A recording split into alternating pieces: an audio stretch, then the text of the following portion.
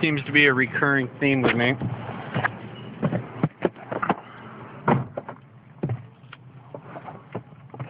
Can't seem to get away from the chain stores. The places that like to sell you crap. But hey, what's life without a little crap?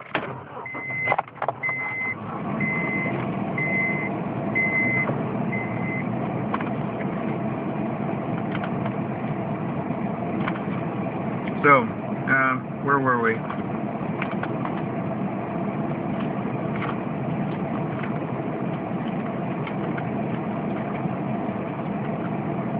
Genesis, no. Matthew.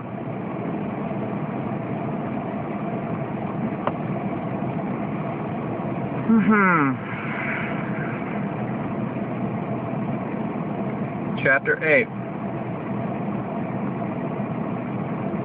When he came down from the mountain, large crowds had followed him, and see, a leper came, bowed before him, saying, Master,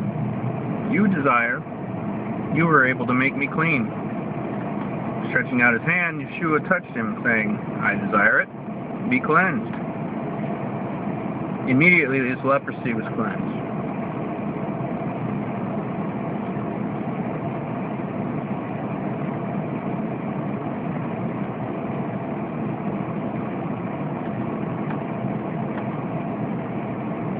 This was the power of this guy. He had this power because it came not of his own, but because the Father sent him.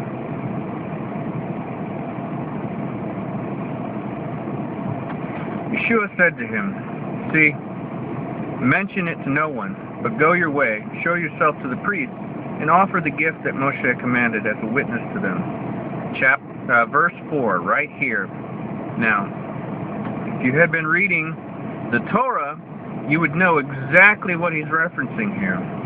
There's when in Leviticus specifically, we read where it says, okay, if you have a leprosy or a sore that appears that it might be leprous, then you need to be shut up for 7 days. And then the priest comes and checks you out, and then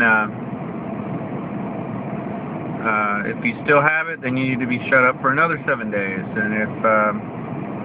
And then he comes back, and if you still have it after that, then you're unclean. You have to live outside of the camps of the righteous. You're unclean, and you're not fit for public consumption.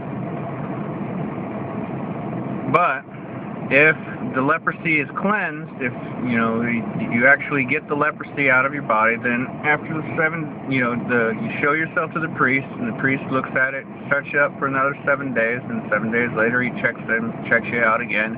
And if it shows no signs of spreading and shows no signs of returning, and you're completely cleansed, then you bring an offering, whether 2 turtle doves, a bull, a ram, a sheep, whatever it is.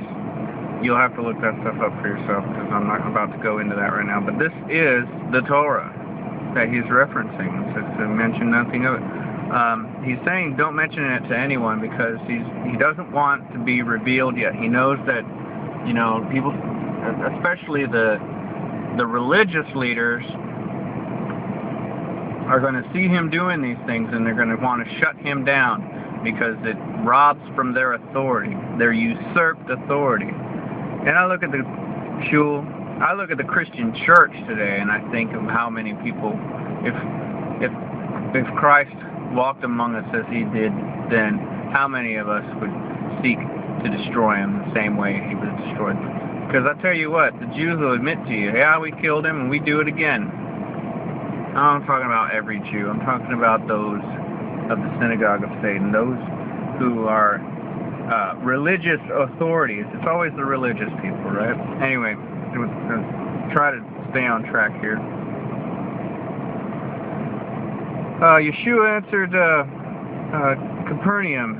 The captain came to him, appealing to him, saying, Master, my servant is lying in the house, paralyzed, grievously tortured. Yeshua said to him, I shall come and heal him. The captain answering said, Master, I am not worthy that you should come under my roof, But only say a word, and my servant shall be healed. For I too am under authority, having soldiers under me. And I say to this one, go, and he goes, and to another, come, and he comes. And to my servant, do this, and he does it. And when Yeshua heard, he marveled, and said to those who followed, truly I say to you, not even in Israel have I found such great belief. And I say to you that many shall come from east and west, and sit down with Abraham and Isaac and Jacob in the reign of the heavens. But the sons of the reign will be cast out into outer darkness. There shall be weeping and gnashing of teeth. What he said here is so profound. You have to understanding authority and understanding a word, how powerful the spoken word truly is. All existence, all creation came into being by the spoken word. And this guy understood that and showed as much to the master, who was astonished that the Goy would have more faith than the natural born.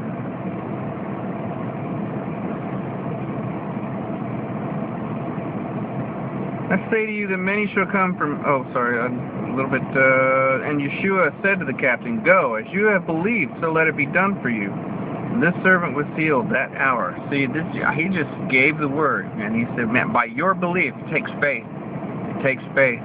You have to have faith. And faith is believing in the things not seen. And this is a perfect example of that.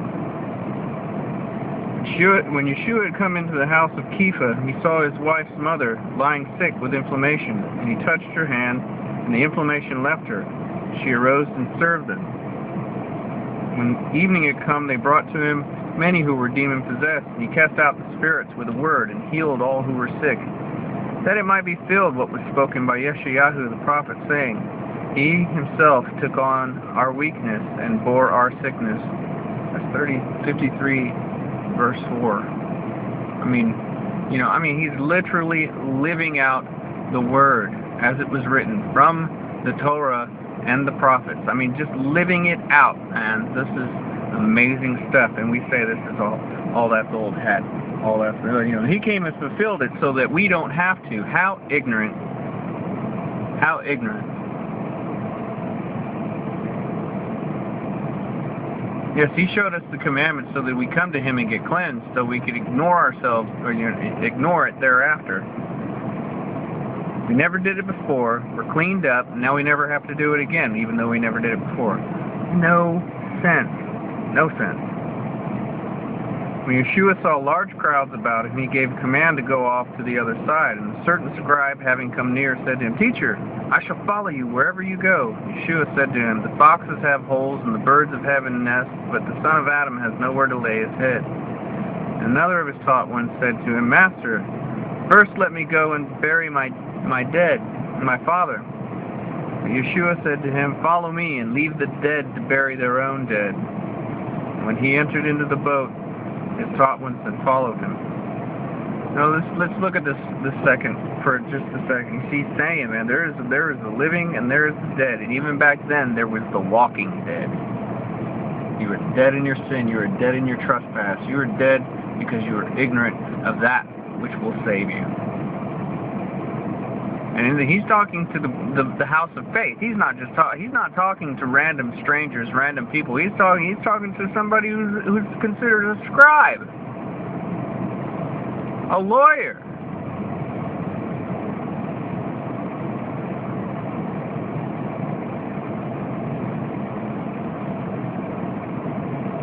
See, a gale rose on the sea so that the boat was covered by the waves, but he was sleeping.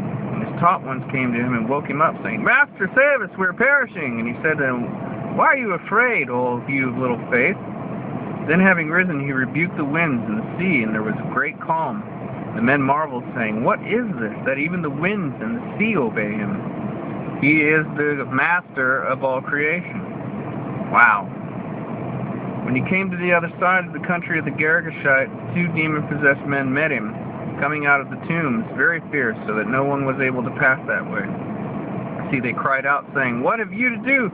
What have we to do with you, Yeshua, son of Elohim?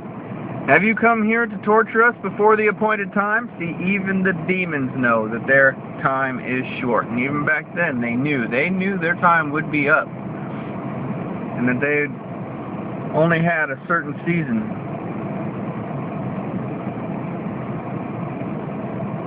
And here they see the king, the master of the universe, coming to them.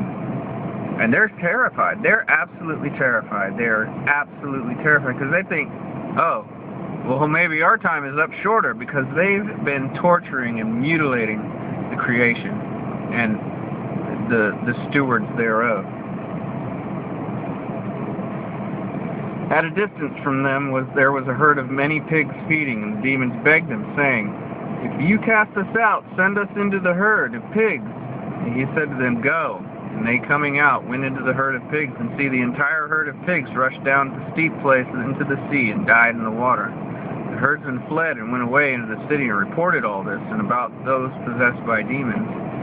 See, all the city came out to meet Yeshua, and when they saw him, they begged him to leave their borders. They were terrified of this guy, man. You're outside of the kingdom. You're going out into the deeper parts of the world, and the people who are absolutely ruled by demons, who worship false Elohim, who bow down to demons and Molech, they're all scared to death because they know all of their beliefs are coming to naught as long as this guy's around. They are begging him to leave because they know he's got the power to cast out all of their demonic energies. They're scared to death. They know he's the master, and they show more faith than the household of faith. You can imagine how backwards this whole thing is, and why I get so upset living in the day that I'm in. Because the household of faith still has yet to give up their sin and to stop forsaking the one who can bring them out of all of this nonsense. This world is run by demons. I see them every day. None more fierce than the drug-addicted ones. And I'm not just talking about crack or heroin. I'm talking about the money junkies.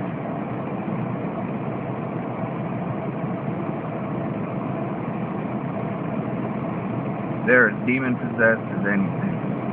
They live over the abyss, being swallowed up by that dark thing they give power to.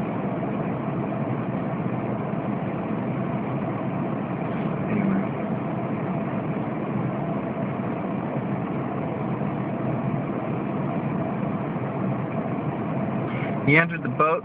We're into chapter 9 now. He entered the boat, he passed over and came into his own city, and see, they were bringing to him a paralytic lying on a bed. Yeshua, seeing their belief, said to the paralytic, "Take courage, son, your sins have been forgiven."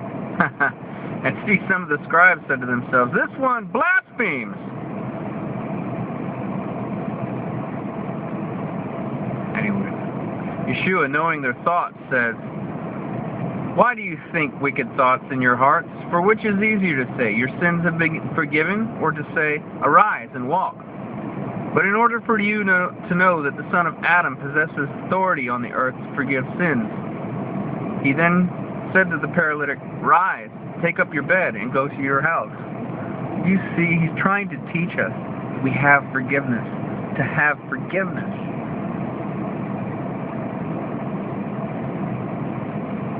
Yes, the Son of Adam had great power. He gave it to his disciples, and he gave it to all of those who but have even the faith of a mustard seed. That if we forgive each other, then we might also be healed of every affliction. But if we hold things against our heart, against our brother in our hearts, we hold things against ourselves, and we become diseased and infirmed.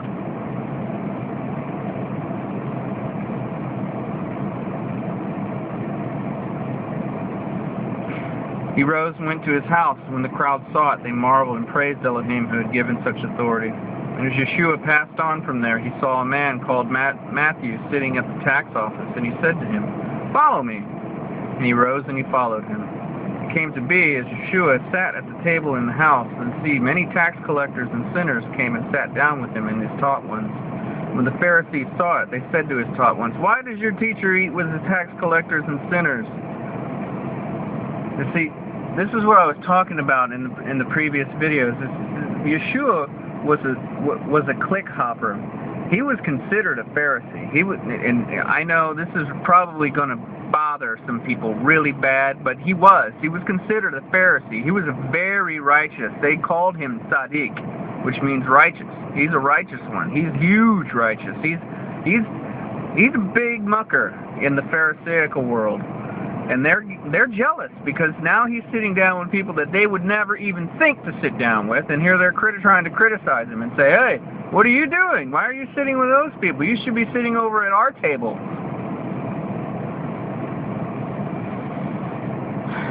Yeshua, hearing this, said to them, "Those who are strong have no need of a physician, but those who are sick.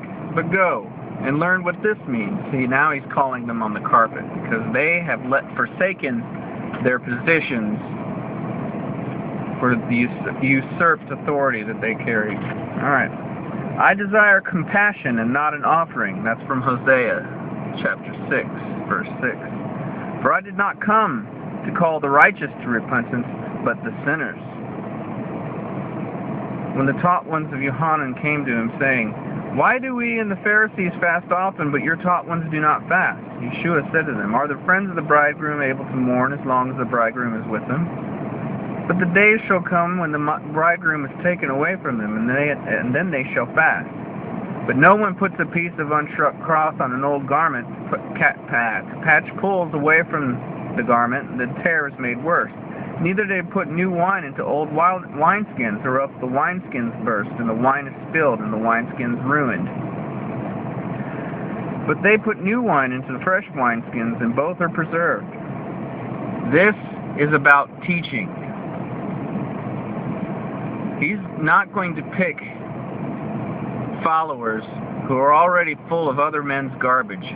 You know, I was talking about earlier how the Pharisees would run around going, "Oh, Rabbi such and such said this, and Gamaliel said that, and Hillel said this," and, you know, just teaching each other, you know, proverbs that some other guy before them came. And here this man's coming with a new thing. Actually, it's the old thing. He's renewing it, and he's putting new wine into fresh wineskins. He's grabbing disciples who are untaught, who haven't been through the theological cemetery, if you will, and are willing to receive a fresh word and contain it to the point where they're overflowing with it. And he chose those people specifically because they weren't already loaded up with old crap. Not that it all is crap, but you know what I'm saying.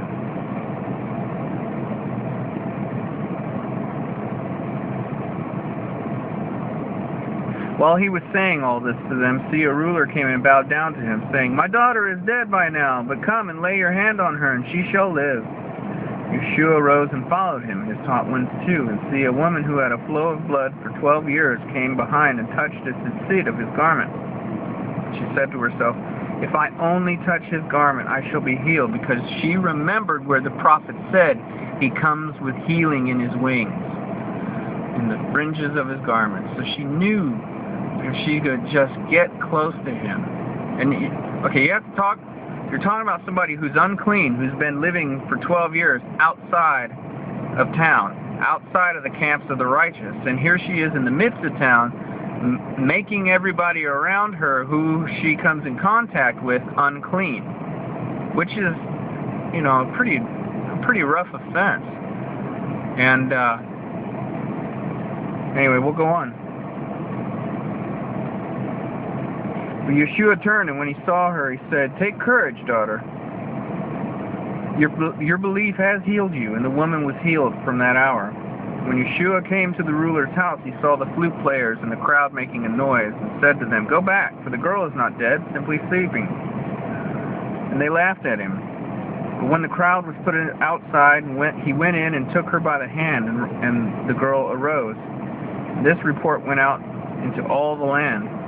And as Yeshua passed on from there, the two blind men followed him, crying out and saying, Son of David, have compassion on us. When he came into the house, the blind man came to him, and Yeshua said to them, Do you believe that I am able to do this? And they said to him, Yes, Master. Then he touched their eyes, saying, According to your belief, let it be to you. And their eyes were opened, and Yeshua strictly ordered them, saying, See, let no one know. But when they went out, they made him known in all that land. And as they were going out, see, they brought to him a man dumb and demon-possessed. And when the demon was cast out, the dumb one spoke. And the crowds marveled, saying, It was never seen like this in all Israel. When the Pharisees said, He cast out demons by the ruler of demons. Oh, here we go. See, this is what people do when they get jealous.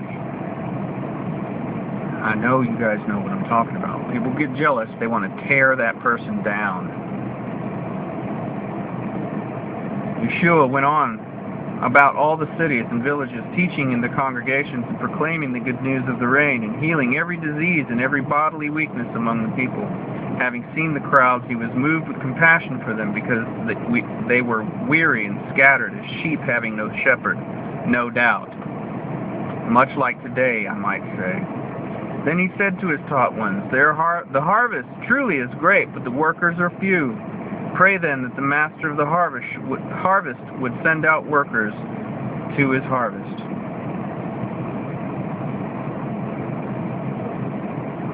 I will work the harvest.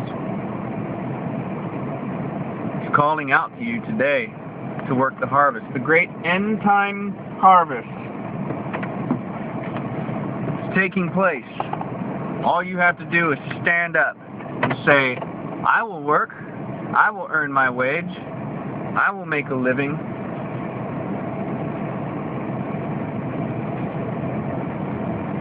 At any rate, I really do hope that these little talks are making some headway. I really do hope that you can receive this word, because it will mean a lot, not just to me, but to the King, to his kingdom. I bless you all, and I bid you peace.